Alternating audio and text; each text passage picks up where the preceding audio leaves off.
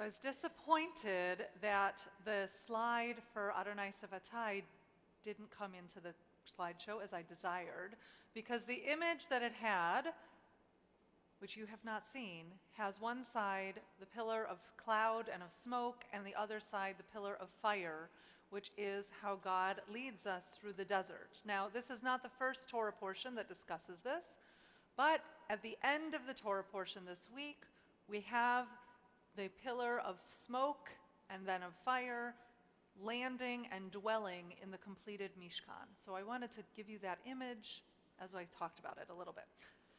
So this week's Torah portion, Pikudei, closes the final chapters of Exodus with the conclusion of the building of the Mishkan. When all the instructions have been followed, the Torah says, when Moses had finished the work, the cloud covered the tent of meeting, the presence of the Eternal filled the tabernacle. Moses could not enter the tent of meeting because the cloud had settled upon it, and the presence of the Eternal filled the tabernacle. When the cloud lifted from the tabernacle, the Israelites would set out on their various journeys. But if the cloud did not lift, they would not set out until such time as it did lift. So those clouds and the fire were very important to our understanding of where God was and what God wanted from us. Now I share a summarized quote from an attendee at our Spirit of Galilee panel on February 24th. In this place, I feel the presence of God, the work of the Spirit of Galilee, the work we are doing here. God's presence is showing us this is what we should be doing. During the week of February 21st through 25th, the Spirit of Galilee taught us nuanced and diverse ideas about Israel. They spoke about being non-Jewish and Palestinian citizens of Israel. They spoke about segregation in towns, trains, and education. They spoke about learning about Jewish history and Jewish Bible in public school without having the Jewish citizens learn about Palestinian history or religious traditions. They spoke about the national anthem, speaking of the hope of the Jewish soul. They spoke about not being pro-Israel or pro-Palestine, but being pro-humanity, being pro-equality and human dignity, and pro-democracy. This picture challenged some of our assumptions and assumed statements about Zionism and the Jewish state, which often ignores the 20% of non-Jewish citizens of Israel. The works of Ghadir Khani as a peace activist taught that you cannot draw strict lines of who you are willing to be in relationship with in order to work on a common and shared subject. Women Waging Peace, which is one of which she is an active member, includes women who are part of the settlement movement, which Ghadir does not approve or agree with. But she chooses to put that aside to be in relationship around feminist peace initiatives. Ghadir mentioned to me when we were at UNO's campus how exciting it was for her to see pro-Palestinian signs and flags. She felt so glad to feel supported by those community members.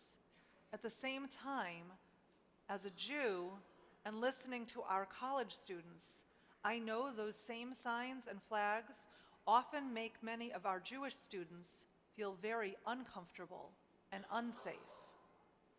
You may already be aware of this, but it's not easy to stand before the Jewish community and speak about Israel. It is even less easy to speak in criticism of Israel. You're probably familiar with the joke, or common truth, that for two Jews there are three opinions. But for any Jew who disagrees with the statements coming from the Bima, their opinion is usually the only correct one. So bringing a pluralistic group of a rabbi, a priest, and a Muslim peace activist from the Galilee to speak about shared society and also about the challenges of the Israeli system in creating and maintaining shared society, especially at a time of war, this was a fearful thing for me. I was concerned that our Jewish community would find the criticism too harsh, would find it to be the wrong time to criticize Israel, or would generally be upset it was happening publicly. I'm pleased to say I have not heard that critique, though I do welcome you to communicate with me if you found that what you heard concerning or challenging Let's continue the conversation. What I failed to anticipate was the challenge from within the Muslim community. This was a temple event which I invited our partners to share in, including choosing to have some events take place at the Tri-Faith Center as a more neutral space. But it was organized and funded by Temple Israel and the Jewish Federation Foundation. I was not so naive to believe that all peoples would be interested in hearing from Israelis, even Israeli Palestinians, but I was surprised at the pushback surrounding the quote-unquote Zionist funding of what they believed would be Zionist propaganda.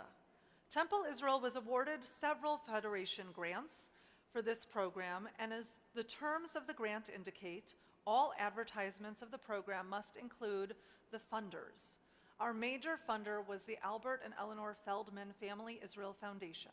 Their mission statement states, to implement and enhance the relationship of Omaha Jewry with Israel, bring them closer to their homeland, and recognize how important Israel is to the preservation of the Jewish people, to provide funds and programs and activities which support and promote Israel, its history, cultural, holidays, and current events.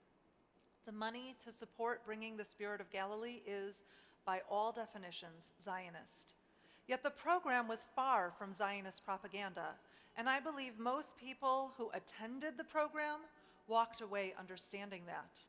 Yet this concept and the anger surrounding it, that Tri-Faith would be involved in taking Zionist money, that AMI, the American Muslim Institute, would participate in an event with Israelis supported by Zionist money. This shocked me.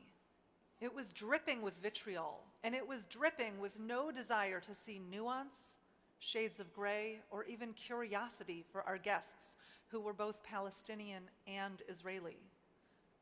Perhaps I should not have been shocked.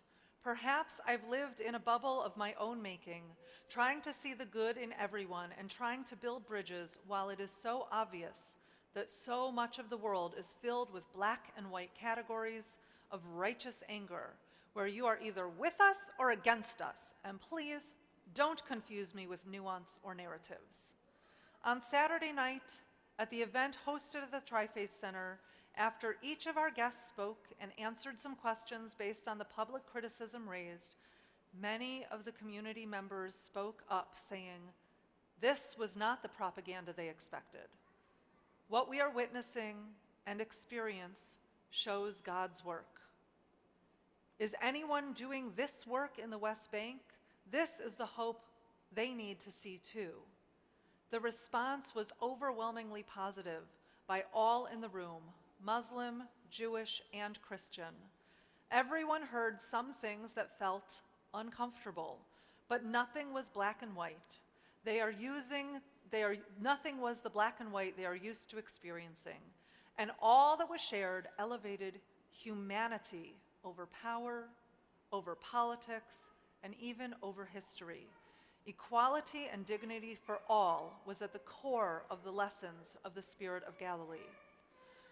I walked away profoundly moved and grateful, but I also walked away with a new sense of Zionism. On Thursday, the word Zionism was being used as a slur against the program and its funders. By Saturday, I knew it was Zionist money that had brought this program, not of propaganda, but of nuance and empathy, diversity, and shared goals. Zionist money and this Zionist Cantor wanted to reclaim the vision of Zionism, not as Jews winning over Palestinians, but as a Jewish homeland where all are truly equal and able to live in dignity in their own homes. This Zionist Cantor still would like to see an independent Palestinian state living in safety and security as Israel's neighbors. But I also desire to continue seeking out an Israel which returns to the democratic foundations of the Declaration of Independence with equality and dignity for all her inhabitants. Over the last number of years, as the Israeli society and government moved farther away from my political ideals, and while the world was using the word Zionism as a slur, it was sometimes hard for me to own the word for myself. I believe in a Jewish democratic homeland on the land of our ancestral history, and having a bad government doesn't negate that belief. But words still have meaning.